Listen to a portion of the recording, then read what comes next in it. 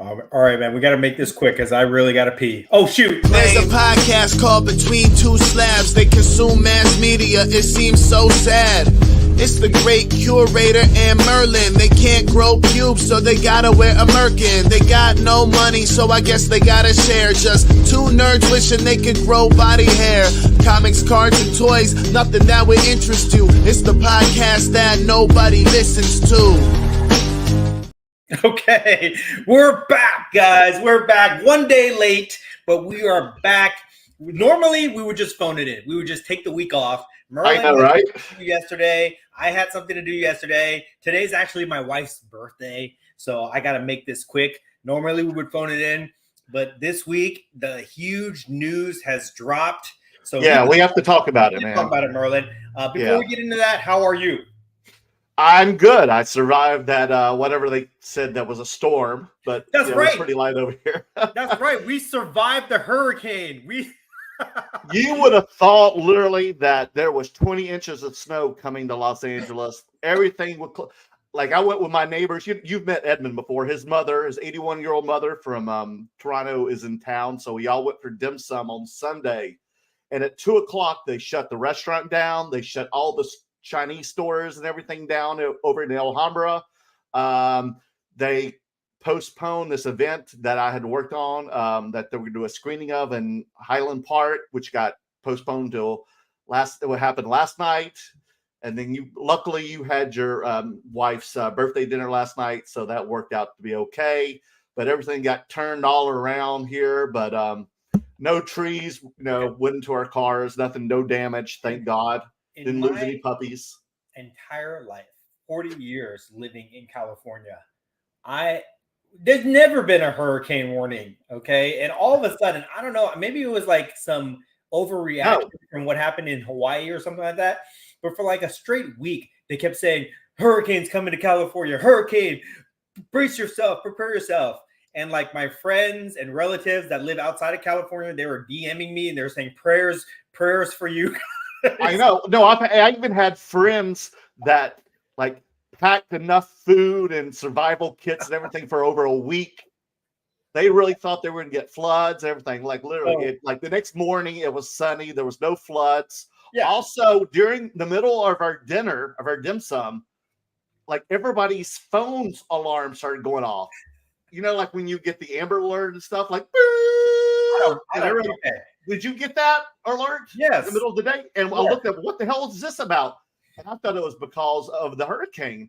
But, man, it was a 5.1 earthquake in Ojai. Even though we didn't feel it where we were, that we got the alert. We're like, what is going on? It's a hurricane. It's a sweet sequel to Sharknado Hurricane. What is it? Stormquake. Yeah, it was ridiculous, man. I don't know. Maybe if you live like on the beach, it's like way worse or something. But like I live in Orange County, you live in LA. Yeah. It was a steady but light drizzle pretty much for like 8 hours basically. Yeah, no 50-mile-an-hour winds over in our area like they said it was going to be. I just thought it was for me anyways. I thought it was kind of funny because so many people like were messaging me asking me if I'm all right or if I have power. I know when that earthquake happened, my parents called me within 10 seconds, freaking out. Yes. I was like, Mom, it's nothing. Anyways, like, we can survive. We can say that we survived the great hurricane of 2023 in California. Anyway, I've been in real hurricanes, and that was not anywhere close to a hurricane. That was like a light storm. Well, okay, to be fair, living in California, if it rains, it shuts down freeways. Yes, that's so true. So true.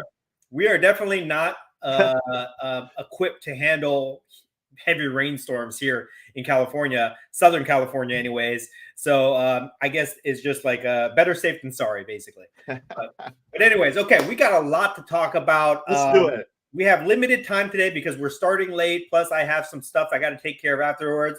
But we got a lot to talk about. We could have like a 3-hour show, really. So we're going to try to get through this very quickly here, guys. Real quick, we are contractually obligated to talk about our sponsors. Let's go with Veriswap first. Merlin, tell them about this great app. Oh, let me get it on here real quick. Well, Veriswap is an app, guys. It's right It's that little check mark with the blue right there. Just open that up. You can see my entire account. Like there it is. It literally just it took me, guys, 5 minutes to create an account and to upload graded cards. I put like 10 up there right away. Literally took me 5 minutes. So if it took me 5 minutes, it'd probably take you guys 2 minutes. Okay. It's that simple. You create an inventory of your stuff in here. Like there's my Miley Cyrus, my Roman Reigns, my Gigi Allen. I put those cards up there with some prices. It tells you the information, everything you need to know, because as soon as you put in the serial number, whatever, it knows pretty much the information already. You can, do revising all you want. And if you ever had someone on eBay or social media, Facebook, Instagram, whatever you use, Threads, X, whatever, they're like, dude, I love that card you posted. How about would you do a trade?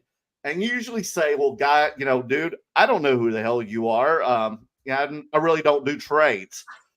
But if they show you some trade stuff, you're like, God, that's really tempting, but that's just too much of a high risk for me. Well, don't worry anymore. That's what Veriswap's about. They're a middle man, third party.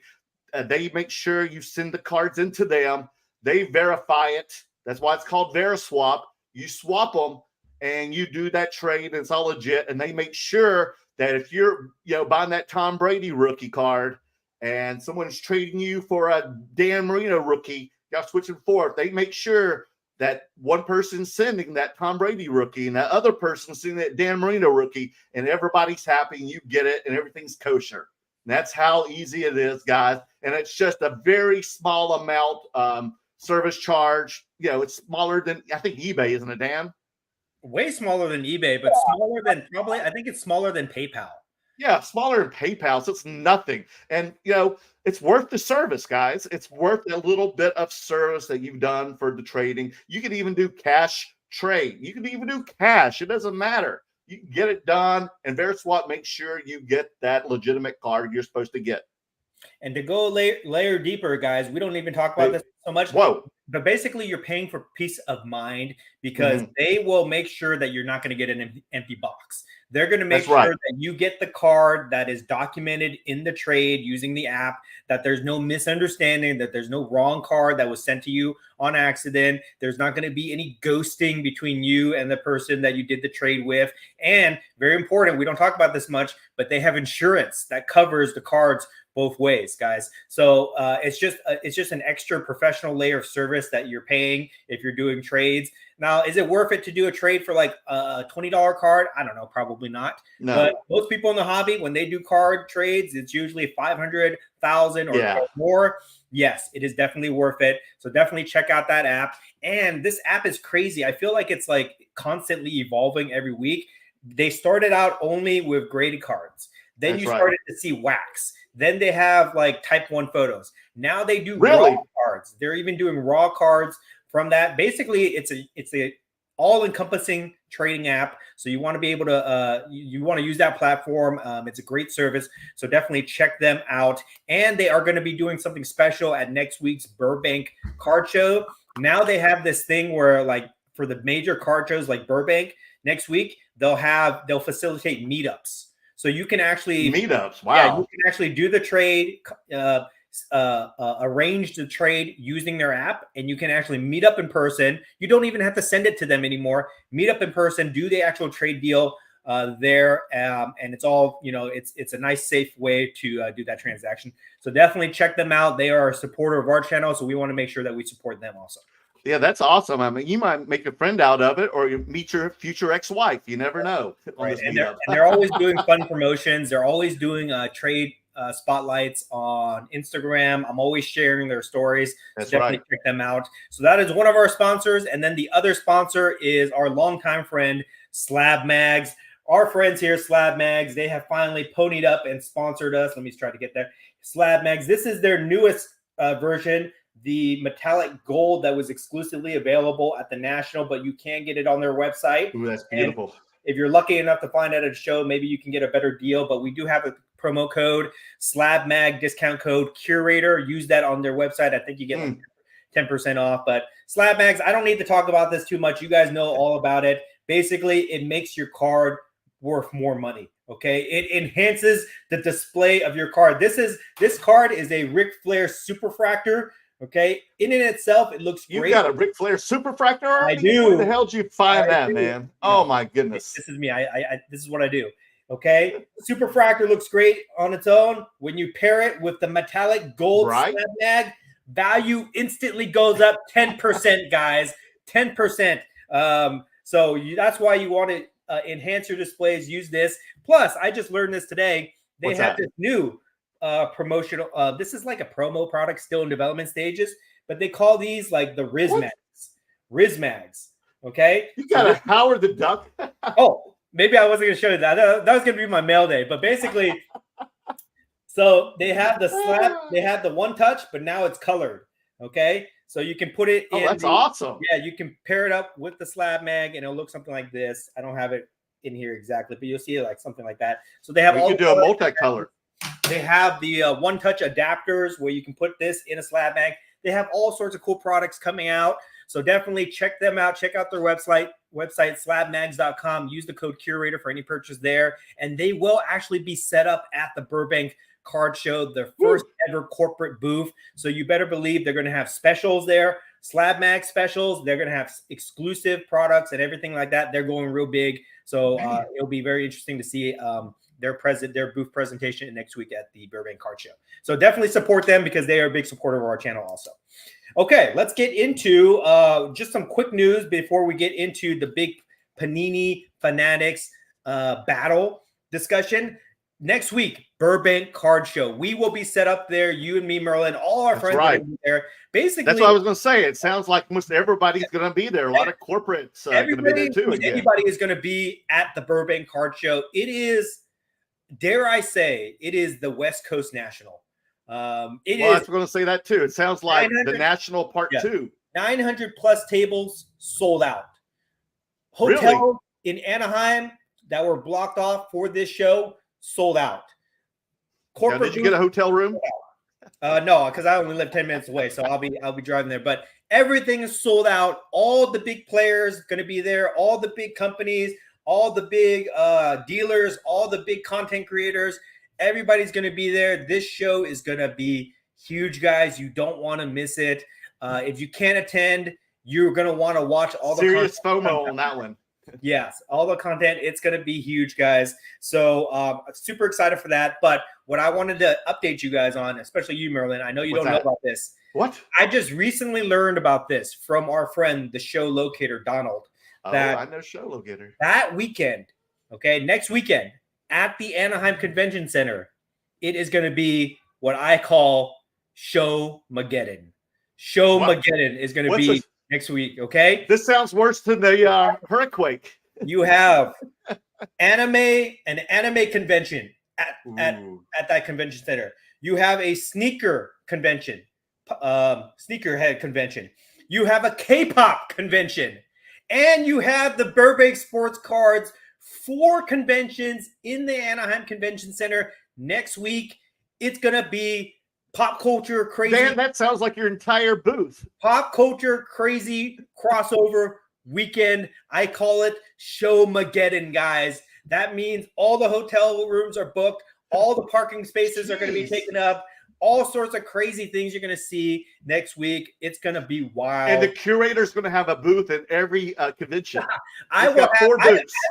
I'm ready for everybody. I got the K-pop card. I'm going to have a sneaker. I'm going to have my Kith sneakers on sale at that show. I'm going to have anime cards, sports cards, everything. I will be ready, but it's going to be a wild, wild weekend, guys. So I can't wait for that. And we will talk more about Burbank Sports Cards Show next week when we have a little bit more time. But just we'll devote a whole entire episode of the Burbank Card Show. Be prepared for that, okay? If you're still on the fence whether you should go or not, go. All right, go. Just telling you right now, go to the show. You're gonna have a great time. Okay.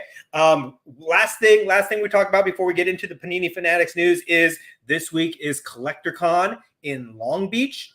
I plan to go. I don't know about you, Merlin, but I'm planning to go there on Sunday.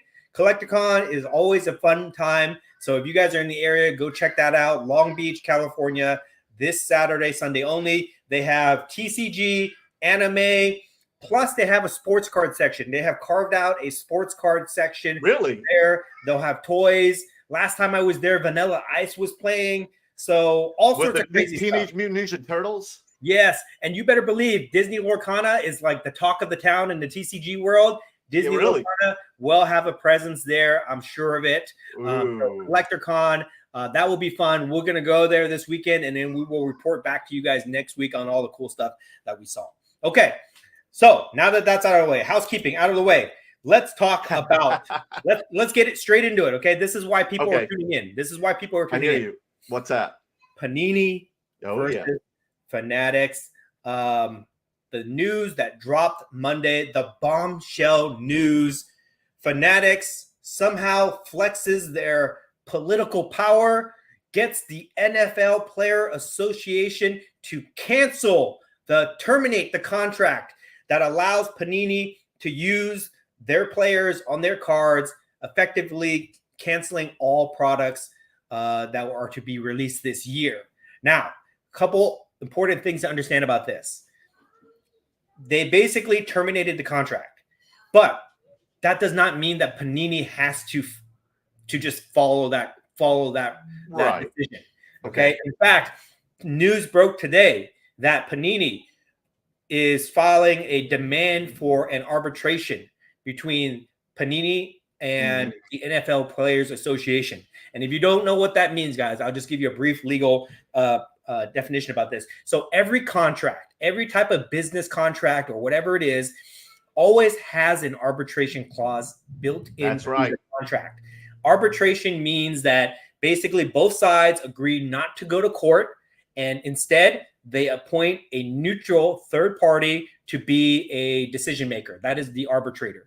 And that decision maker will basically hear both sides, just like if you were in court, but it's very informal, and it's not under the rules of civil procedure where you have to go through all this type of litigation to get to court.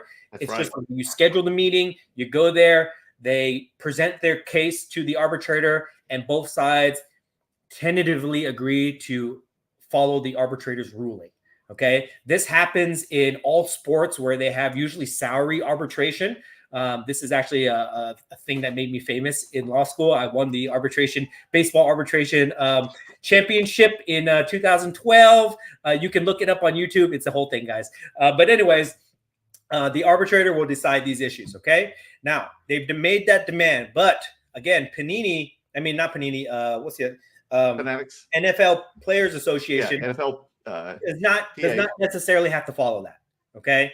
So that's the thing about contracts. It's either you can follow them or you can break them. If you break them, you end up in court. That's what this whole thing is about. Right. So we will see what the next move is. We will see if they will actually go to arbitration or if both sides are just going to say, I'll see you in court. So what's Panini's pretty much saying, that the NFL Players Association had a breach of contract? Yes. So, but, I'm sure the NFL Players Association is probably saying that they breached their contract also, which is why they terminated it. Right. You don't just get to unilaterally terminate a contract for no reason. You have to have exactly. Right?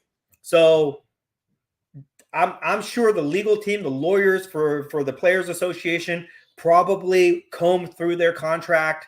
They probably got incentivized by Fanatics somehow. I'm sure to comb through the contract and find some type of way to get out. Basically, that's how like a loophole. Yes, that's how these things happen. When there's the NFL basically says, okay, legal team, we want to get out of this contract. Find me a way out. So they'll go through it. They'll find something, and they might usually have to tell a story about that one thing. Right. Tell a story about how maybe Panini breached the contract somehow, which allowed them this clause to terminate it. And then that's what they're going with. So they probably have a really good reason or a good argument, or what they believe to be a really good argument about why they have the right to terminate the contract. Now, here's the thing too, when you think about like litigation, there's never a clear right and wrong side. It's always up to interpretation of the language of the law or the contract, always up to interpretations of the judge, the court, or the arbitrator, and also up to the argument that each side makes. So there's a lot of moving parts here. Basically, what I'm saying is that it can go either way. It can really go either way. Whoever has the most money to spend, whoever has the will to push through, and whoever has the best lawyers, that is going to determine the outcome of this situation, this legal battle between them. So it's pretty much a legal game. But we're not here to analyze who's right, who's wrong. We want to talk about, we want to go a step further, okay? Panini is still releasing their products until they probably get some type of court order saying that they can't release it. I think that this week they released the product already, whatever it was. Flex. So like pretty much a cease and desist kind of thing. Yeah, something like that, right? Even if they get a cease and desist letter, they don't have to listen to it, okay? Unless they get like a court injunction saying that they can't release product, I think that they're going to still release it, right? So if I'm playing this whole situation out of my head, I'm thinking to myself that basically they're gonna have different battles to fight. They're fighting different battles on different fronts. On one front, you have the legal battle, okay? On the other front, you have the actual distribution, if you're going to actually distribute product, because there's probably there's a lot of this situation creates a lot of complex problems for Panini, because they have contracts with the distributors, with vendors, with people who have pre-ordered these things, these products from them. Correct. They can't just say, oh, well, sorry, we can't deliver that, because these people who have probably paid upfront money or who are depending on these products for whatever reason, they're going to get pissed, right? If they don't get their products, mainly like breakers and things like that. So yeah, and right there's damages right there. Yeah. And there's all sorts of, there's probably like, manufacturers of the cards that are depending on the income to print these cards, to these contracts that they sign to manufacture the cards. So there's a lot of other things that are moving in this problem here that is going to have a domino effect if these cards really are canceled. So I'm thinking that Panini is probably just going to move forward until they actually are told by a court to stop, or there's a resolution involved there. Let me just charge it. Plug in my. Okay. Yeah, that's wild. And then, like you said, probably the Players Association will probably file a cross complaint. Yeah, so they're going to play the legal game. Okay. Yeah. Meanwhile, Fanatics, they're probably just like, they're sitting in the back. They're just like, okay, let them fight, let them do that stuff. While they're holding the money in the bank case. Well, I guarantee you, they already have product. They already have product. Oh, geez. Waiting. They're waiting. They're probably in their mind, they're thinking, okay, we stopped them from releasing football. Okay, once we can absolutely stop the football product, boom, Topps Chrome comes out. Topps Chrome football comes out. They probably have that stuff already locked and loaded, and they're just waiting for the right time to drop that product. And you're saying Topps because now Fanatics owns Topps now, correct? Fanatics owns Topps, but Topps is still the brand that makes the cards. Exactly. Right? So they have this stuff. They have it locked and loaded, and they're just waiting for the opportune time to drop the news that Topps Chrome will be released. And I just by judging the actions of Fanatics so far, these guys are savage. Okay, whoever's in charge. I mean, we'll say Michael Rubin is in charge, right? But is Michael Rubin really making all these decisions? I don't know. They have people that are running Topps, whoever it is. So, but if you just want to put a face to the name, we can say Michael Rubin, or just Fanatics in general. But they are savage. They are proving to be like they're not subtle about this at all. They're not holding back. They are going for the throat of Panini here, and it's turned Panini almost like into an underdog, where they're like fighting to stay relevant during this whole process here. And what's interesting about this, right? If you look at it, you say, okay, big boy Fanatics has all the money, all the power. They're flexing it. They're beating up on Panini. Panini is the underdog fighting to stay in business, right? Mm-hmm. And I use that in quotations. But I've been reading a lot of comments, and I've been posting things on social media, asking people's opinions about, do we care about this at all? What's going on? The majority of feedback that I'm getting is, you know what people are saying? What? They're saying they deserve it. They're saying Panini deserves what they're getting because of how they mismanaged their product line over the last few years. It feels like people are happy that Panini is getting basically ushered out, kicked out of the club, and Fanatics is coming in. They're happy because they want to see what Fanatics can do for them, you know? Right, but specifically, what has Panini done? Pretty much, to sum it up, yeah, like they're saying overproduction, like what? Oh, overproduction, not fulfilling the redemptions, poor quality control, price gouging, poor designs, things like that. You know, people have a laundry list of complaints about Panini. Oh, but to be fair, honestly, you know, they probably complain about other stuff. If Upper Deck had the license, they probably complain about it, right? I'm sure, you know, yeah. People just love to complain about stuff, to be honest, right? But the overwhelming feedback that I've seen in the comment sections and on all the posts across all social media is people do not feel bad for Panini at all. You know, I think the fact is, like, basically people are kind of tired of the poor what they perceive to be poor mismanagement of Panini products over the last few years and everything like that, and they're just hoping that Fanatics will come in, rejuvenate the space, and improve on a lot of the problems that the hobby is currently facing. So I think that part of it is interesting. I also think that it's interesting to see that, like, basically Panini has this uphill battle in trying to protect their brands, their football cards and their football and basketball cards and things like that. But the takeaway that I want to say here, and then I'll turn it over to you, is I think that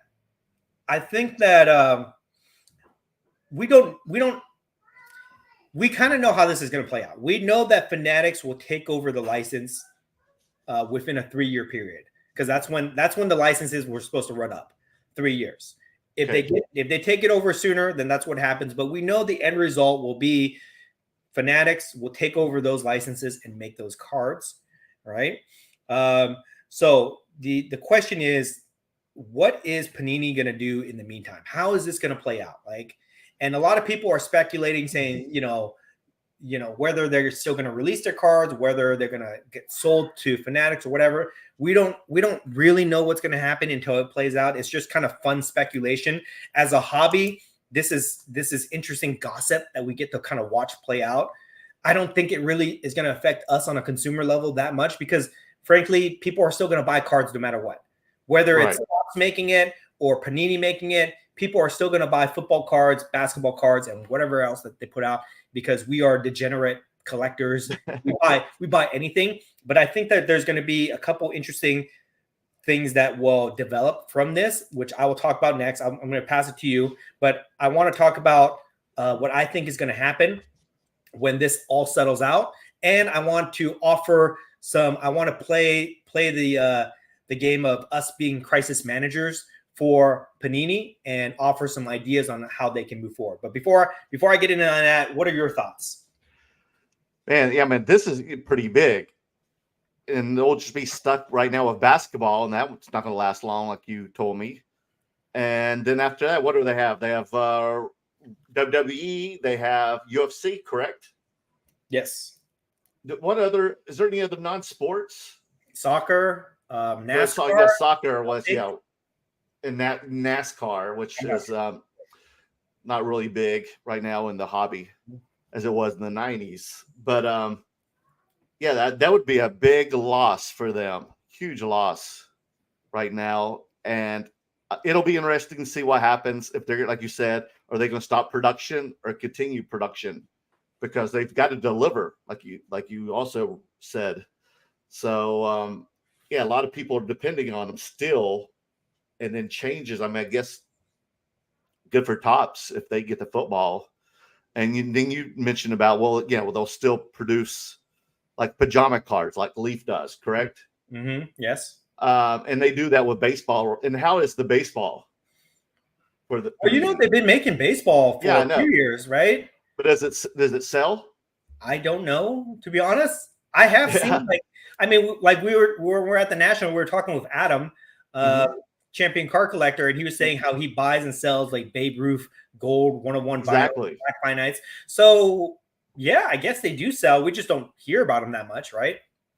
Yeah, and remember back in like in the 80s when I felt like no one had license with like Pops and Well, stuff that's the thing, like, they were all like washed. I didn't notice it till you know, years later. I believe like the Joe Montana rookie card and I think the Jerry Rice rookie card. Well, maybe not the Jerry Rice, but the Joe Montana for sure. I don't think that's a licensed card. No, I think it's pajama card too. They were mostly in all of the 80s for some odd reason. Yeah. And it wasn't like there was much competition because you also had, I think, Fleer and Donruss, but still Topps was the only one who made cards back in those days. So why didn't they have the license? And there's no way now where people can have like dual license. You can't give two license to two companies. You could, but usually when they negotiate for these licenses, they have they can negotiate an exclusive clause in there where they have the right to do that.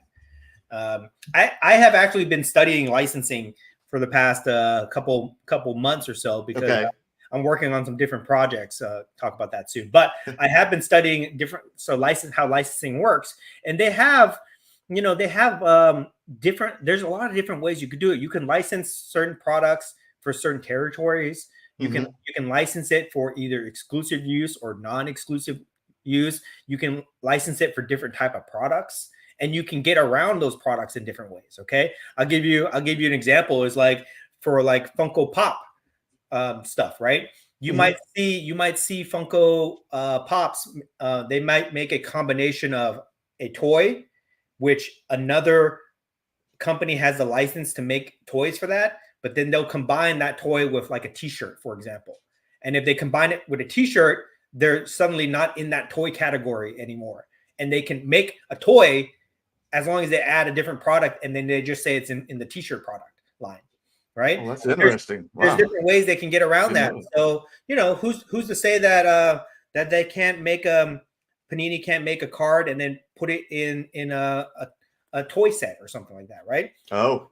A football helmet set or something like that, right? Or jersey with it. There's lots of different things. Basically, you can do whatever you want. You can do whatever you want as long as you can negotiate something that way. But this kind of is a good segue into what I think is what I'm observing how this plays out. Okay. So last year or whenever it was, Fanatics drops the bombshell that they acquire the football and basketball license from Panini. Okay. So we go back to that time. Panini dominating the space. Panini has the exclusive license. Panini's making money hand over fist, printing their stuff. Height of the pandemic boom, right? How the hell do they get outbid by Fanatics? Fanatics just has that much more money that they can pay. Like, how much did they pay for these exclusive licenses, right?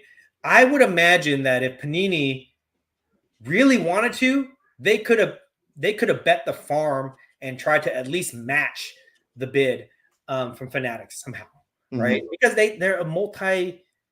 I don't know. I'm just making this. I'm making the assumption that they're like a multi-million-dollar or billion-dollar company, or they have to be from all the money that they're making. Definitely, yeah. I didn't know they were worth that much. So how did they get outbid on that? And I think in the contract that Fanatics made with the NFL and NBA is that they gave them like a royalty on top of the rights to the fees that they're going to pay for the right to make the card. They gave them a royalty also on the cards, which is something innovative and had never been done before. But anyways, so Panini gets outmaneuvered in the beginning there, right? So where does Panini go after that? Then there was speculation that Fanatics needed to acquire a card manufacturer because Fanatics doesn't know anything about making cards. Right. So they just have the license. So now they need to acquire a manufacturer. Okay. And there was talk about Panini and Topps and Upper Deck. Eventually, they settled on acquiring Topps after Topps got a baseball license. So Topps, another company, Another company that got outmaneuvered by Panini, they lost the baseball license after having it for so many years, so many decades, right? Both companies get outmaneuvered. But at that time, how did Panini not position themselves to get acquired somehow or have some type of joint partnership? All right. So that was another misstep on Panini's part. Then there was this was a little bit quiet news, but it did come out that Panini's card manufacturer, the company, the whatever you call it, the warehouse that actually prints the physical cards, right, gets acquired by Fanatics. All right. And that company makes Panini cards. So jeez, wow. So there's a conflict right there. So again, Panini comes in underneath them and takes away their manufacturer, right? And then I'm sure there's a whole bunch of other stuff like exclusive contract with athletes and things like that, that disrupted Panini's business. But like move after move after move, they're getting, outplayed by Fanatics. How does this happen when Fanatics was basically a sports apparel company? Yeah, right. Then they come in, they buy Topps, right? And they have the knowledge of Topps and everything. But Panini's been making cards for the last 12 years, 15 years, right? Yeah, as sports cards, right? Yeah, and before that, they were making stickers and things like that. They have the experience, but they got outmaneuvered on so many levels from Fanatics. How does that happen? Like either they don't have competent people running the show, either they're super complacent and they're just kind of like waiting to see what happens, and they're not being aggressive enough, or they're just like, I don't even know, like they're not proactively trying to do anything except just like let the licenses run out, right? So, and then we didn't even talk about the employees that were leaving Panini going over. Right. We didn't even talk about stuff like Fanatics has been super aggressive in coming into the hobby and establishing their dominance, right?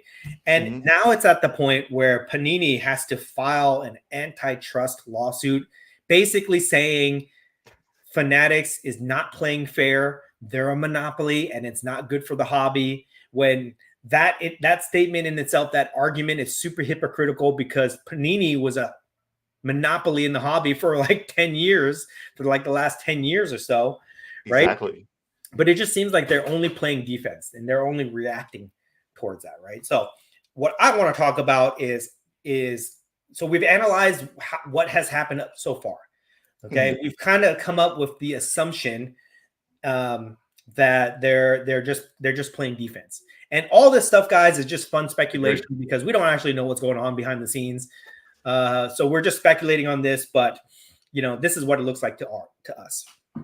So Panini's playing defense up until this point, and they're still playing defense, and now they're like in crisis mode, right?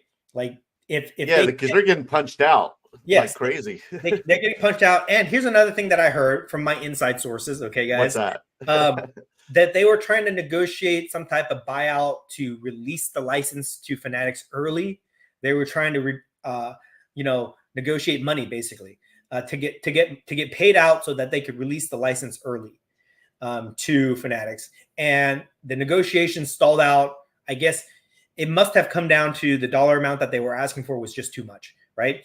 So here's another thing that played out is that they overplayed their cards and they forced Fanatics to strong arm them instead of being able to come to some type of simple agreement where they just get paid out to give up the licenses. Right.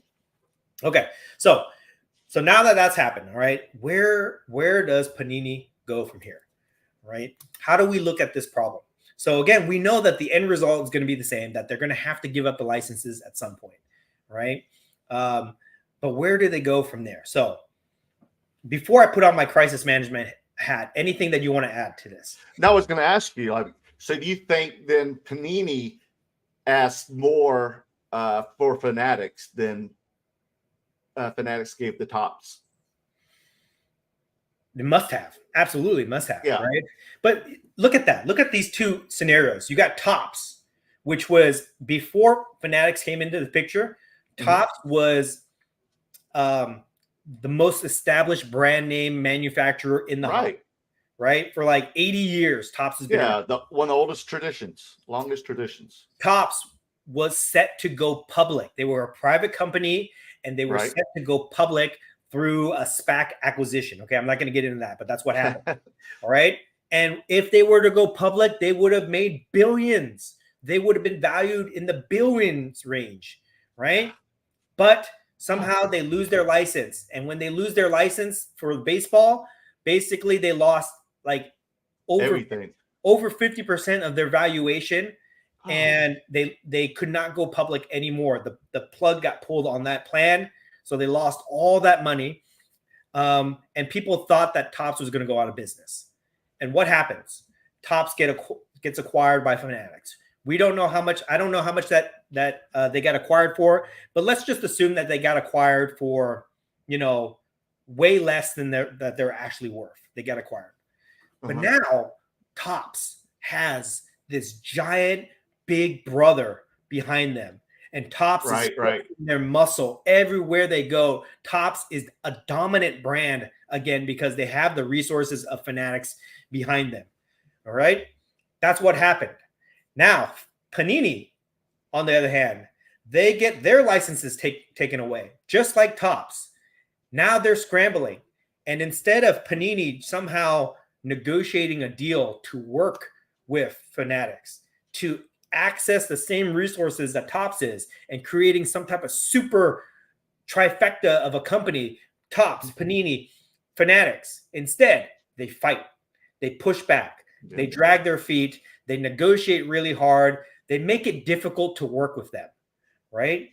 And as a result, what does Fanatics do? Instead of opening up their resources to them, they sick their legal team on them. They take away their licenses. They terminate their contracts. They force litigation. They do all these things. And now that sounds like punishment. Yes. Now Panini, what do they do now? What does Panini have to do? Like they either fight the legal battle, which they're going to lose. They're going to lose that legal battle. All they can do is just drag their feet and make it tough on them. Just out of spite, basically. But they're going to lose. All right. Because they have the contracts from 3 years that are going to run up no matter what. So the end result will be Fanatics will have the licenses. We know that, right? And if they want to make this argument for this antitrust lawsuit against them, good luck with that. Okay, I just don't see that playing out. So they have that. Can they go back and negotiate with Fanatics? If they do, to end all this, the deal is not going to be the same one that they had 6 months ago. I guarantee you that. No, because now they know they have Panini in their hands. Yes, like that. 5-on-2. Fanatics has Panini by the slabs. Okay, yes. They got it by their slabs. They're squeezing Two slabs, right? So Panini really overplayed their hand on the negotiation table. They got outmaneuvered, and they really, in the eyes of the hobby, they look like fools. Okay, they just look like they got played by Fanatics. So where do you go from there, right? Okay, if you're Fanatics, if you're Panini's leadership team, where do you go from here? So this is where it's going to get fun. This is where we kind of get to speculate a little bit and have like some fun discussions. All right, we are going to put on our crisis management hats. Panini has hired us as consultants to get them out of this hole that they have dug for themselves. All right. They're saying, we listen to you guys. We listen to Between Two Slabs. You guys are the most informative podcast in the hobby that nobody listens to, but we appreciate your guys' insight. Please help us get out of this situation. This is what I would tell them. All right. Okay. Number one is, I would say that you have to fight. You already started to fight with them. So just let your legal team deal with the fighting. All right. Hopefully you have really good lawyers that will use your resources efficiently, and you can at least try to slow down Fanatics a little bit. All right. Just try to keep them. So you're saying go through with this arbitration. You have to. Okay. You have to at this point. All right. Otherwise, if they were just to kind of fold, they're going to look real stupid. They're going to look really stupid. So just let the legal team deal with it. The money has probably already been spent on the retainers and everything. Let them deal with whatever it is. All right. But here's what you do. You get the actual people that work on the cards and within the company of Panini, you get them working on the offensive. No more defense, no more playing defense, no more complacency. Work on the offensive. All right. And I made a little video about this with 3 tips, which I'm going to go over again. And then I'm going to expand on that. Okay. So my number 1 tip to them would be you must maintain your customer loyalty to the brand of Panini and the brands that you have created, Prism Select. And the way that you do that is you have to fulfill the redemptions. One of the biggest complaints, one of the number 1 complaints for Panini is that they have outstanding redemptions. Some people have claimed that they have redemptions that have lasted 3+ years. That's crazy, man. So they have to fulfill the redemptions, even if they don't have the actual card of whatever the redemption was supposed to be. Give them more value than that card was supposed to be. All right. I've heard a lot of horror stories for sure. If they were supposed to get $500 value card, give them $1,500. The one thing I know that Panini has, they got a lot of products sitting in their warehouse, right? They got a lot of white boxes, black boxes. They got a lot of one-of-ones that they've made up over the years. They got a lot of stickers that need to be put on cards. They got a lot of shit, all right? All the stuff that they can't even release anymore, they should just give it to people, okay? They give it away for free. Give it, because you're not selling the product, so just give it away for free, backdoor it, fulfill all the redemptions. If you do that, you will at least, and you give them more value than they were expecting, you will at least earn a little bit of goodwill from your customer base that has been supporting your product line for the last 10 years, right? Don't leave your customers hanging. Go earn their business, fulfill those redemptions. It can be done. Don't tell me that it can't be done, right? If they can do all the other stuff that they've been doing, don't tell me that they can't fulfill those redemptions. Even if you don't have the exact card, you can give them more than what it is, all right? Just do it. Just do it. That's number 1, okay? Fulfill the redemptions. Number 2 is you have to focus on the current licenses that you do have. If I'm WWE or UFC and I'm seeing them do all this stuff because of football and basketball, I'm thinking to myself, number 1, if I'm in charge of those contracts, I'm thinking to myself, oh, you forgot about us, right? Like, what about us? We have current contracts. What are you doing for us, right?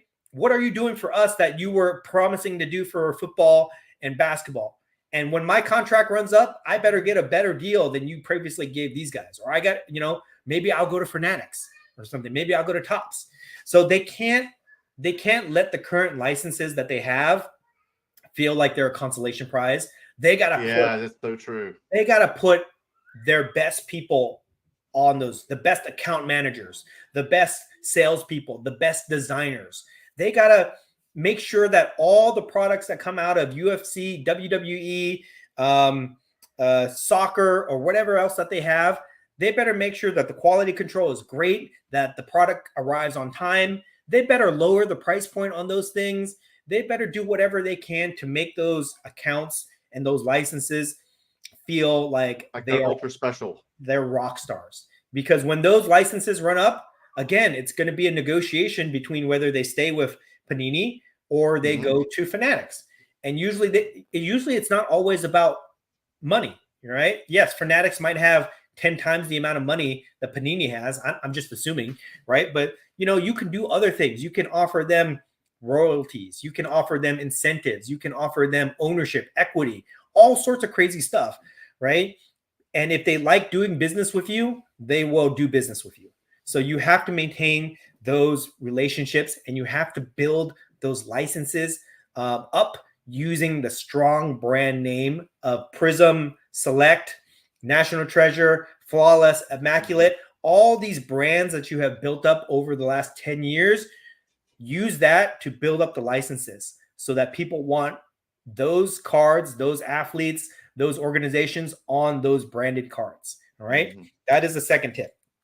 Third tip is they have to expand their portfolio of licenses. And the best way they can do that, they're not going to have football. They're not going to have baseball. They're not going to have basketball. All right. They're not going to have hockey. That belongs to Upper Deck. Mm-hmm. But what else is out there? There's a ton of other types of sports that are out there. Soccer, racing, Olympics, volleyball. There are, martial arts. There's a lot of different sports that we don't necessarily focus on in America, but are just as popular around the world. Golf, tennis, there's alternative sports. But the big one that nobody pays attention to, okay, pickleball, that me and you are known for, is pop culture cards. All right. Go into the pop culture space and there are hundreds of licenses. So true. Hundreds of pop culture licenses out there that they can make cards of in the Prism brand, in the Select brand, Flawless, Immaculate, National Treasures, and they will make tons of money. It'll be like printing money for them. If they can get like Super Mario Brothers, printing money.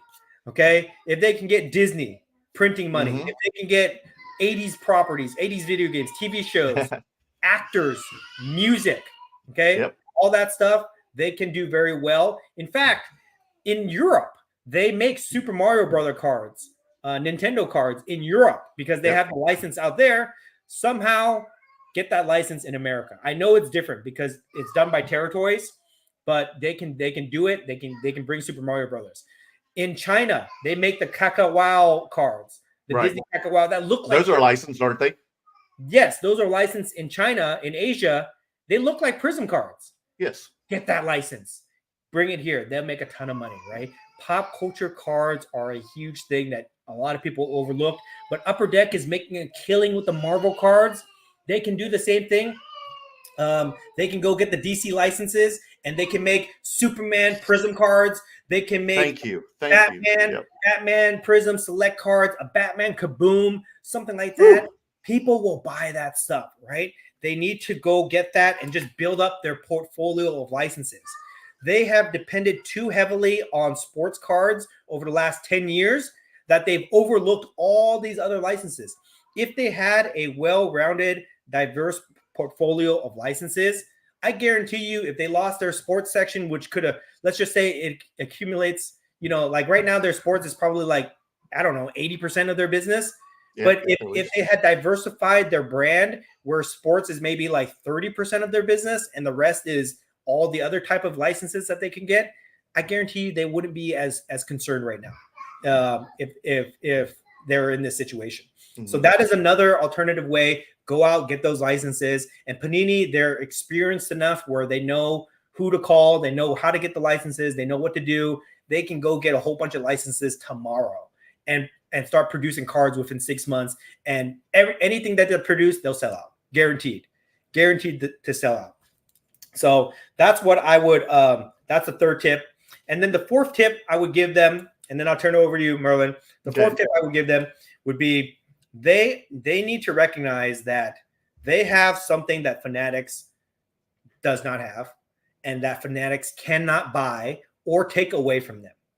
And that is the brand of Prism and all the other brands that they've created over the years, okay? A brand is super strong. A brand should not be underestimated, and I feel like nobody's even considered this. They created the Prism brand, which is basically a knockoff of Topps Chrome, but has far exceeded whatever Topps Chrome ever did before. They proved this. The year before they took over the WWE license, WWE Topps Chrome, WWE 2021, it was an okay product, okay? But when Prism came out the next year, WWE Prism, it 4x'd whatever Topps Chrome did, right? The Prism brand is super strong. And just with that, the Select brand, the National Treasures, the Flawless, Immaculate, Impeccable. These are super strong brands that people love the designs. People love the names. We've seen brands transition before. We've seen Upper Deck Exquisite transition. When Upper Deck Exquisite lost the license, they still make Upper Deck Exquisite patch auto cards, and people are still buying them. They still make Michael Jordan, LeBron James, and whatever other athletes they have. Upper Deck patch auto cards, people still buy that stuff and they're still worth a lot of money because the brand is strong. And Panini has that, and it cannot be taken away. The equivalent that Topps has is Topps Chrome, Topps Transcendent, and at their height for baseball, they've never even matched what Panini has done on their end. Okay, so they would have to come out with a completely different product to even get to that same level, because that brand, the Prism brand, is so special. People love Prism cards for some reason. People are super loyal and they love the Prism brand. So what they need to do is they need to focus on building that brand. Forget about building up the licenses. Okay, build the brand. Make Prism cards of every license that you can get, right? So that they're buying Prism. They're not buying the sport card or the alternative license card or anything like that, right? Build up the brands, and no matter what happens, they can still make money. They can still be profitable because they just change out the license, right? Change out the license and then just put it into their brand name, and they'll still do well. Right now, what they're doing is they're taking their brand and they're putting it on the license, and they're putting their focus on the license. So if they lose the license, they're like a lame duck. It should be the other way around. They should put the emphasis on the brand and just switch out the license. You know what I mean? And licenses can change. This contract, it could be, they're showing it right now. The contracts can change back and forth, so they can get the license in the future, but they still have to have that strong brand name to support the license. So that's what I think that they should do. What are your thoughts? Oh, no. I mean, Grant, that's a great analysis of everything. That's very impressive, Dan. It's really good ideas. I do agree with you that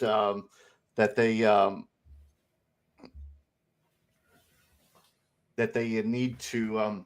Oh my God, I totally lost my concentration here. I got all into it and I was listening to something else. But they got to make sure that the other people, the genres that they do, like you said, the WWE and the racing, that they make sure they feel special. They feel like they're still the best. Like you said, no. Consolation prize, that you got to make sure everyone feels like they're number one, that you still have your clients, because you don't want them to go either. You'll end up like Chris Jericho with the JS. If you watched AEW the last couple of weeks, they have all abandoned them, and you don't want, they see one person abandoning you, you don't get abandoned by the others. So you've got to keep what you have, and then go out there and, like you said, find other alternatives, like the non-sports stuff, the pop culture, music, TV show. Even if they can come up with some new TCG stuff, that'd be great too. There's always room for competition, and try to get a license with a TV show or movies, or even DC, because what is happening with DC?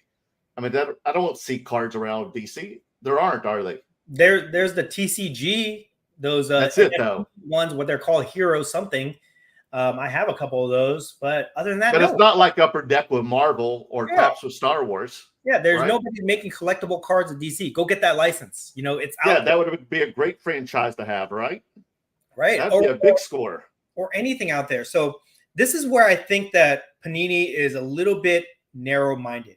Mm-hmm. For so long, sports cards have dominated the trading card space. Exactly. Right? Undoubtedly, sports cards. When you think of cards, you think of like baseball cards or any type of sports cards, and it has dominated the market, and it has supported this huge growth over the last few years of it. But we know, you and me, we play in this space. We may be the experts in this space, that we know other cards are just as collectible and have just as much of a passionate fan base than sports cards. And I predict personally, I predict that non-sports cards or pop culture cards will end up dominating the space eventually, and sports cards will be just a niche part of the overall card market.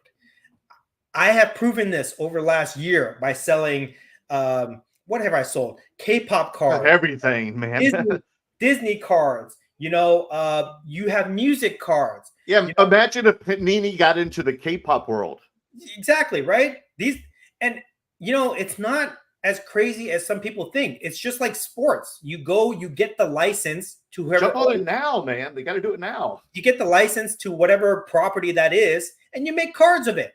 That's really what it is. It's the same concept, and there's a big market for anything out there. I have been experimenting in the last couple of weeks. I'm trying to see if I can pull anything to show you here. I've been experimenting with all sorts of products the last couple of weeks here.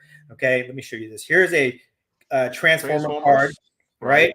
Out of China. So what I learned, I've been studying the Asian market, and in China, it is wide open for card licenses. They make Transformers, Hello Kitty, K-pop, Disney, Japanese cartoons. They make all sorts of different licenses in cards in China. There's a huge variety.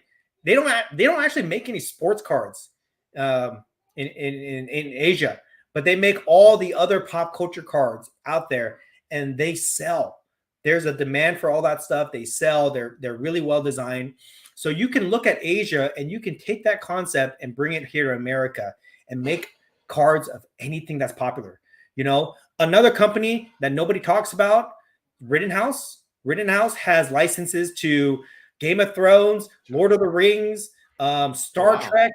You know, go get those licenses. Go acquire that company, Rittenhouse, whoever owns that, right? Or whatever. But you can make cards of any TV shows. Who makes Stranger Things cards? Is that Panini? No, it's Topps, but it's Zero Cool now, isn't it? Yeah, so Topps has the license. Or both. I don't know. You literally have so many TV shows that you can make licenses for, so many movies that you can make cards for, that it is wide open space out there. And I think that they have to kind of expand their business model to capture that untapped market of cards. And I'm willing to bet money that if they're able to access these other markets, that the sports card percentage of their portfolio will shrink down to just, I don't know, 25% or less, because there's just so much more out there. And if they can just do that, then they won't be sweating so much and they won't look so stupid in the sports card world. You know what I mean? And then maybe if they just completely dominate and they establish the Prism brand as the premier card brand that everybody wants, the same way that like Apple is like the best cell phone company out there, right? They produce the best. Apple has a great brand. And when people think of a phone, they think of an Apple, an iPhone. Right. If you can do the same thing and build up the brand of Prism, National Treasures, Flawless, let's just pick those three. They've got a ton of different brands, but let's just pick those three. If you can build it up where you become, when people think of cards, they think of those three brands, then these licenses, the people that own these licenses, they're going to want to work with you because you have the best brand. You know what I mean?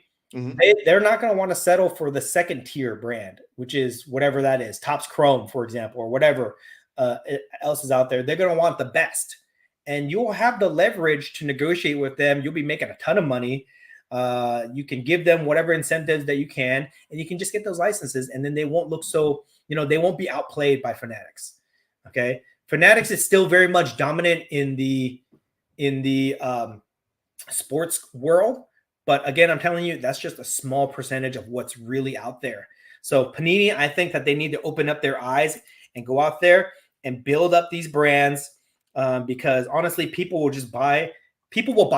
Okay. We are degenerates in the hobby. We will buy anything, right? If it looks cool, if there's a brand behind it, if it's licensed, people will buy it. I've got one more point to make. Is there anything you want to add to that before I get to I would like to see, though, a Patrick Mahomes transcendent. I'm sure they'll do that. I'm sure they'll do that, right? Oh, my gosh. That would be awesome. Yeah. But see, that's what I'm talking about. The transcendent brand has been built up by Topps, where you as a consumer, you say, oh, I want to see that. I want to see Patrick Mahomes on a transcendent. I want to see, like if Upper Deck had the license, I want to see a Patrick Mahomes exquisite card or a PMG. Right. He does have a PMG, I think, like an unlicensed PMG or something like that. But see, as a consumer, you know the brand and you want to see that. That's right. That's why Panini, and that's why I'm saying Panini, please listen to me, focus on building up your brand so that people say, I want to see that type of card. And if you want to see it bad enough, you won't care necessarily if it's licensed or not, right? If like the way that Upper Deck is doing their PMGs, PMG is that type of brand. Everybody knows PMG. Everybody loves PMGs, and they're still making them, even with the unlicensed stuff. And those cards are still expensive. You know, people are still collecting that stuff.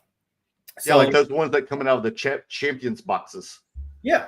Yeah. So like PMG is a good example. Upper Deck Exquisite is an example that I keep bringing up, but these are brands that transcend licenses. Okay. No pun intended. Gotcha. All right.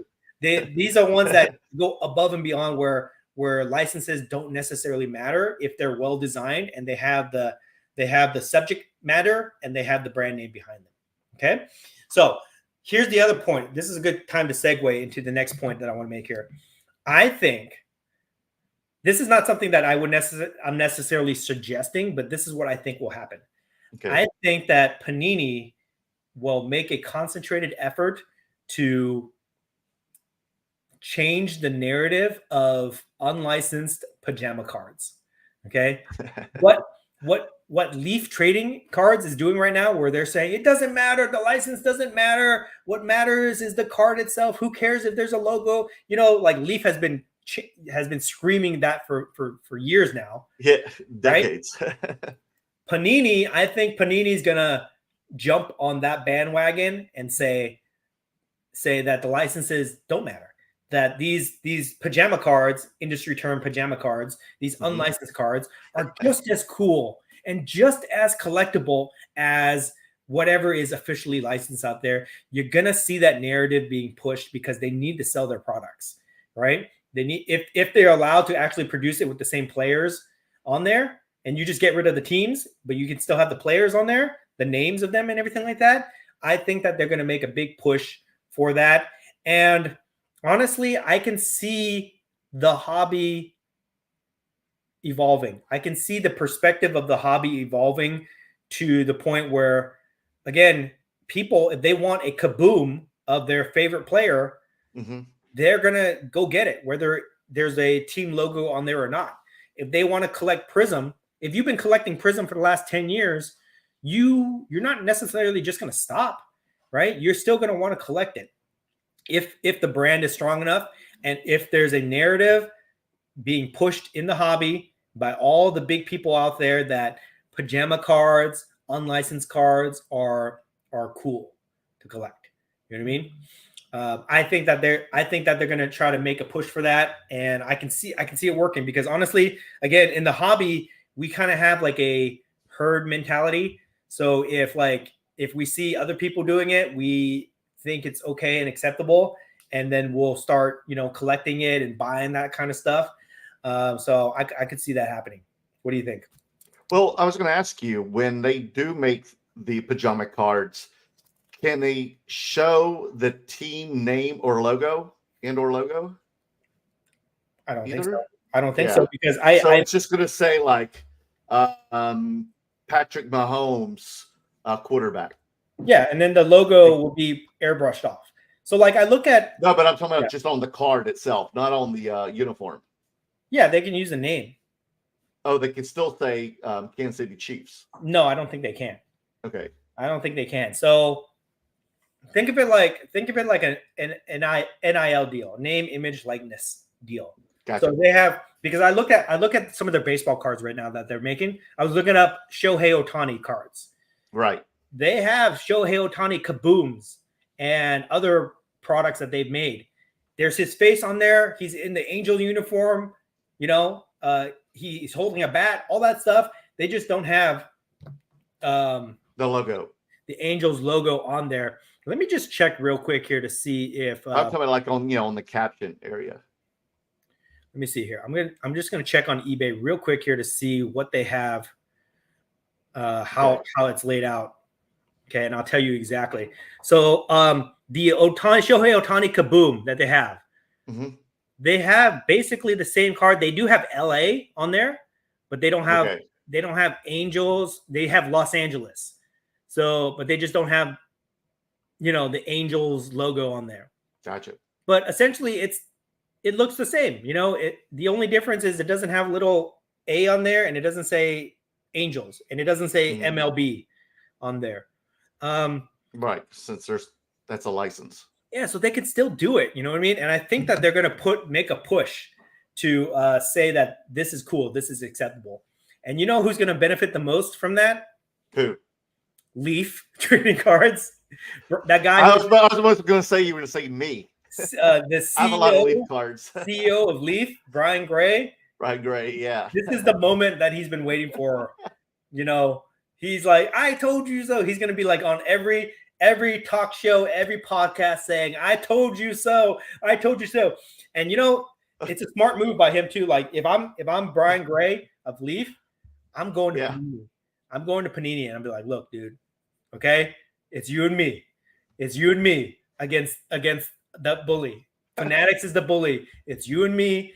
Let's get together. Let's make a push that unlicensed pajama cards are just as good as anything else. Come on, come to the dark side, and make an alliance basically, and then we'll go against them. Basically, that's what I think that they should do. Well, I told you what Leaf does with celebrities, right? What? That I found out. No, how they get around some licensing with celebrities, and No. they can't get they take their photo at the wax museum. No shit. Are you serious? Yes. How do you know this? Where did you hear this? Inside source, man. Leaf is funny. Like this is a side note. That's how they get around it. This is a side note. Leaf has had some controversy today also because they had a Jason, the actor that played Jason from the horror movies, Friday the 13th.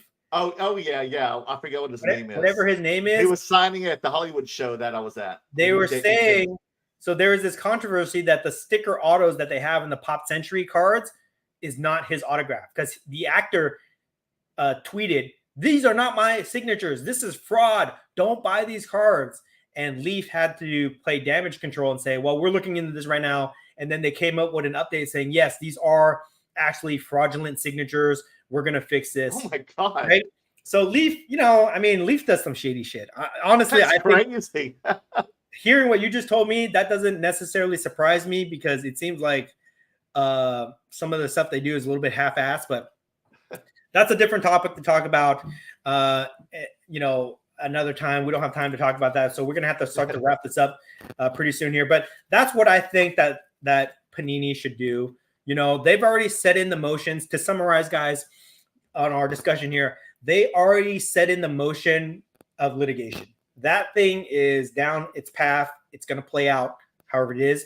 But if I'm Panini's leadership team or I'm consulting them, right, I tell them, dude, the end result's still going to be the same. You're going to lose your license no matter what. Whether you get a payout from Fanatics to end the license early, or you can maintain to sell your cards and just make money on that, or whatever it is, the license will terminate within a period of time. So you need to focus on what you have in front of you. You need to focus on retaining your customer loyalty, fill the redemptions. You need to maintain the current licensing relationships that you have and over deliver on everything that you promised them within those contracts. Okay. Maintain those licenses. Number 3, go get more licenses. The reason you're playing defense and you're so freaked out right now is because the sports licenses are too much of your core business. You need to diversify and go get other licenses. And in the pop culture scene, it is wide open. Open. And then number 4, you must focus on building the brands that you created. Prism, Select, National Treasures, Flawless, Immaculate, all those other brands.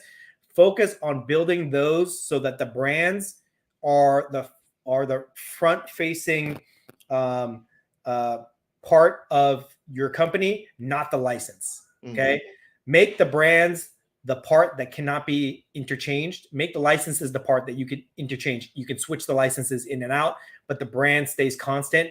And if you do that, I think that they can come out of this. I think that they can still be the top dog in the industry They can be a major player. And who knows, maybe one day they build up themselves to be big enough where Fanatics comes in with a big ass check and buys them out, or vice versa. That's my analysis of everything. Anything you want to add to that? It sounds like a lot of work, but I hope they can do it. I mean, they got to do something. Yes. They've got to think fast. Yeah. So and hopefully explore other opportunities. Hopefully they're listening to this. Hopefully they took some good notes. Okay. We are available. Me and Merlin are available to consult with you, Panini. All right. Let's get to the comments real quick, and then we'll wrap up the discussion. There's not too many comments here, but I want to always acknowledge the comments of the people. So we know what that means, Dan. They've been listening. Yes. Yes. Carlos, good evening, everyone. Carlos, always the first one to say hello. He's always first. Zoop Chili. Hello, hello, hello. Hello, hello, hello. Mark the Collector. What's up, Mark? See my GCW shirt? CV Sports Cards. Adrian, what's up, man? We'll see you next week. Big Tuck TV. Howdy. Swing the Golf Club. Vintage Lord Canada. Slabmags. Loves them on fire. Mark the Collector. I'm going to use curator code and reload on some Slabmags. There you go. Make sure you use that code, guys. Okay. You get like 10% off. So make sure you use that. Do it, Mark.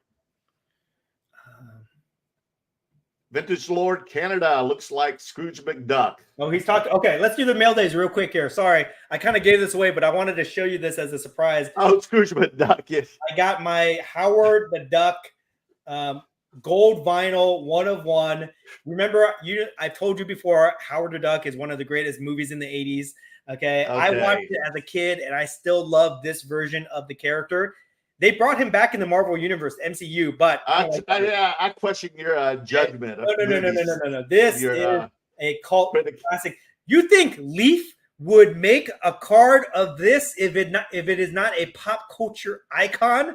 Come on now, all right. That's not even Howard the Duck. That's his wax figure. This is Howard the Duck right here. Okay, this is signed by Ed Gale, the actor that played this. So it's not even Ed Gale. It's just one thing that's funny. Let me just tell you this story here. When we were walking around the National, the Leaf trading card booth, they had all those cards on display, right?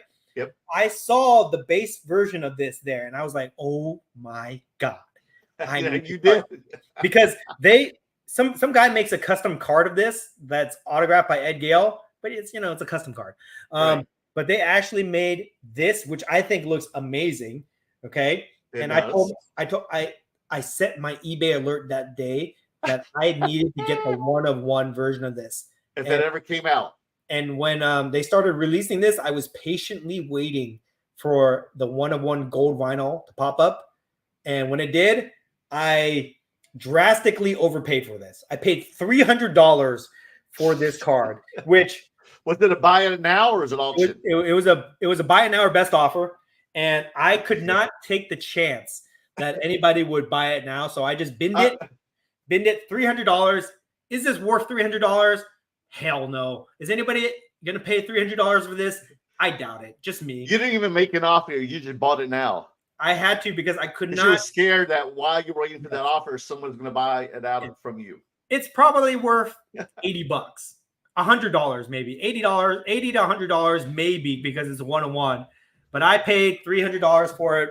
What's the comps on them right now? Less than that, way less than that. But I got it, and I got it, and I don't regret it at all because I need this. I need this card in my collection. So. Oh my goodness. Okay. You sure you weren't dropped on your head as a baby? What do you have to show off? Anything? Oh, yeah, brother. I give you one thing to show off. Then we got to get to one thing. Okay. Did you know Mysterio only has one rookie card? No. For his first year. And it's a Topps Now 2020. And there he is right there. This is numbered, 3 of 25. But it comes from Topps Now. And it's the only card of Dominic Mysterio's that has the rookie logo on it. Very cool. Yep. Very so cool. I made sure I got one of those. Okay. There you go. One extra thing I want to show off is okay. Oh my! This is something that I'm going to be bringing to the Burbank card show. I told you I was going to bring some original art to display. I just got it back from the framers. This is my hand painted Hulk versus Wolverine art piece by Paulo Rivera. Just got it framed up. It looks beautiful, though. So this will be on display. Right there. This will be on display at the Burbank Card Show. I think it's pretty cool. Was this the surprise? What are you talking about? You said you were gonna you weren't gonna tell us what it was. You were gonna have it like on an easel or something. Yes, this is it. This is it. Okay. So Good, I want to know that. Yeah, this is the art piece that I will have on display. Yes. Okay. All right. Let's see here. All right, let's get to the rest of these comments here. James, what's up, James? Yo and hello. Hope you're feeling better, brother. Can't wait to see you next week. Fanatics football, I believe, will be similar to the Fanatics baseball release, where it is pretty similar, just more expensive and being sold everywhere. So is Fanatics like baseball being sold everywhere? Is it like overproduction? Like what? I don't know. But I'm sure compared to like rest of the products. Whatever they make, they're going to sell it. Because you know why? You know why they're going to sell all this stuff? Mm-hmm. Because the breakers are going to rip it. The breakers are going to rip everything. The breakers are what moves all the product in the hobby. Anything sells. They can make cards of anything. That's what I've learned the last couple months. I've seen all these manufacturers make different type of products. I've seen the TCG life cards of just like animals that has sold out. I saw somebody make cards of insects that sold out. Disney, oh my God. The Disney stuff, the Chinese Disney cards, they sell out. The cards that I have, Hello Kitty, Transformers, all that stuff sells out. K-pop cards. We just buy anything. Anything can sell. You could put anything in the card form, it will sell. Yeah, like video games. Yeah. You can make a card of it, just a picture of the cartridge. Wide open space right there. Muppets, all kinds of stuff. Patrick, Mandoc, Panini reps better be on here. Curator giving out free games. So this is our friend. He is, isn't he, Patrick? This is our friend Flipstar Collections, who I just did a trade with him. I did a cash deal trade with him. Let me show this off. I have to give Okay. Good to see you, Patrick. So he's in his Stormtrooper gear. He gave me these amazing G.I. Joe blueprints that came out of Comic-Con here. So he gave me these as a gift. The guy's so generous. And then he draws those? No, they were given away at San Diego Comic-Con. Okay. So I got that from him. And then I don't have the cards that I can pull out immediately to show you, but basically he gave me 3 of the X-Men KIF exclusive cards. They look like this. Okay, he gave me they look like this basically, but he gave me 3 different ones, including a rare gold one. We did a deal, so want to say thank you to Flipstar Collections. Go check him out on Instagram. He's got an amazing collection and he's super easy to with. So especially if you like Laker basketball autos, on card autos, he's got an amazing collection. So check that out. Patrick again, Prism, National Treasures, Flawless WWE would be bananas. Yeah, I would agree, man. It's coming. And if they don't have those planned yet, they need to make those cards now because Panini needs a win. Panini needs to come out and say, you know what? F you, NFL, F you, NBA. We got WWE. We got UFC. These are our national treasure products. These are our flawless. These are our brands that we put out, and people love them. You know, people love the design. People love all this stuff about it, and you guys missed out. So they need to do something like that so that they can get a win. Have they made those yet for like UFC? I don't know. Because I heard like that's pretty much what WWE is following is the UFC. I don't know. Any UFC collectors in here? Let us know. Yeah, do they make National Treasure or Flawless? John Holt, love the show. Thank you, brother. Tony, wrestling cards are booming right now. I've got plenty of them, Tony. Come to the Burbank Card Show. Wrestling's and huge. The curator, both of us, have lots of wrestling. Wrestling's huge. And you know, like the WWE license is going to go back to Topps in a couple years. Really? Yes, it is. It is. That was the contract? I don't know, but that's what I've heard. Oh, wow. Okay. And it's been confirmed. So it will go back to Topps at some point. But you know what? Just like you're wearing a shirt right now, there are other promotions out there where people will buy cards for that stuff. You know, AEW, I don't know how long that license is going to be for Upper Deck, but they could snag that license. I know, because I'm waiting for them to do something, you know, have that high-end product out. Yeah, they really haven't done it yet. What's the other one? New Japan, make those cards. Why not? Impact Wrestling, make those cards. Yes, People will buy that stuff. PWG, Lucha Lavoom, or whatever. Even you can do all kinds of stuff. Tony, awesome card, Merle. Thanks, man. Blanc 730. No, National Treasures are flawless. UFC, they do not do national. Oh, yeah, the National Treasures are Chronicles though. The same with the WWE as well. Then they should. They should do it right now. Like, I don't know what you would consider the A license that they have right now, if it's UFC or WWE. I would say it's WWE. That's my personal opinion. Whether which sport is more popular, but whatever is their new A license that they have, they need to make the best products for that. And you know what? They should go all out. They should do whatever crazy ideas that their design team comes up with. They need to go all out and put out that product with all the bells and whistles and let people know that we make these cards. These are our brands. We make these cards, and these are the licenses that we have, and people will collect it. And I guarantee you, there'll probably be crossover collectors, people that just love those brands, those designs. They will buy the UFC version of that, the WWE, because they love the brand and they want to support it. Let's see here. All right, I see a couple other complaints, but other comments complaining about Panini, but we're not going to go down that road because we don't have time for that, guys. And so, rest in peace, Terry Funk. I do agree. NWA, WCW.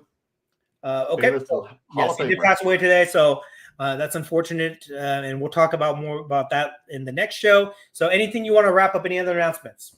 Guys, check me out on YouTube. I need some more followers. I was going to do it today, but I know Dan needs to get out. He has to do some tonight. So I'm going to make an announcement of our giveaways for my 1,000 subscriber, and it's going to be worth it, guys. And hopefully one of you can win it.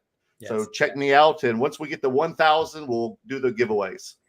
Great discussion tonight, guys. If I think we should, I don't know, if you guys want, go ahead and clip the talking points from the show. Go post it. Hopefully Panini leave some comments too. Let us know some updates, whatever your opinions, anything. Give us some feedback. If you guys are watching this on the replay, clip the show, whatever. Let's get this word out to Panini so that we get something back, because as the consumers of these products, as the collectors, we're going to benefit. We want these companies to compete. We want them to be innovative, to invest in their own product so that we can benefit from this. So let's see what we can do. And let's just see how this all plays out. We'll talk more about this next week as we get ready for Burbank. Remember to follow Merlin on Instagram and YouTube and all that good stuff, guys. And TikTok and everything else, guys. And thank you for watching. Thank you for watching, and we'll see you next week. Bye, guys. See you Tuesday. Oh, shoot.